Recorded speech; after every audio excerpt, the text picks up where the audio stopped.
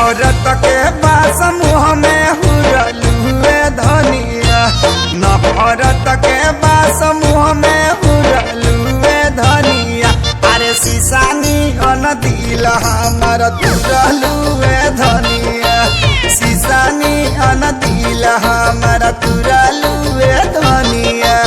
नफरत के बास मुँह में हुरलुए धनिया, अरे सीसानी अन दिल हमारा तुरलुए धनिया, सीसानी अन दिल हमारा तुरलुए धनिया।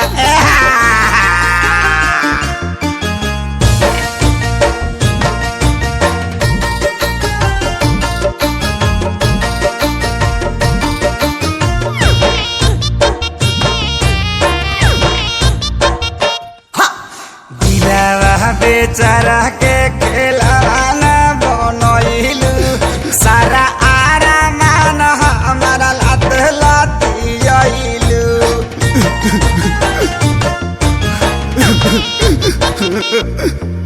डाट तारू ऐसे काहे अखिया उलट के, कुकुर बनवलू भैनी घर के ना घाट के। हीरा लेखा मुँह धई के तुरलुए धनिया, हीरा लेखा मुँह धई के तुरलुए धनिया। सीसानी अन दिल हमार तुरलुए धनिया, सीसानी अन दिल हमार तुरलुए धनिया।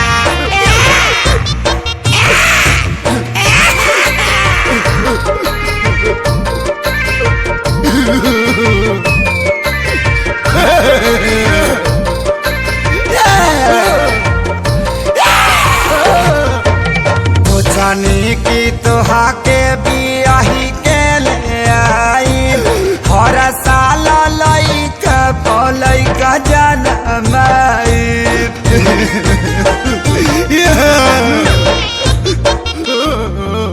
सपना के तूर दिहलू आइलू नानियारा, निमक मिर्चा डाल के छेवक दिहलू जियारा। बुलाला पे नागिन लेखा घुरलुए धनिया, बुलाला पे नागिन लेखा घुरलुए धनिया।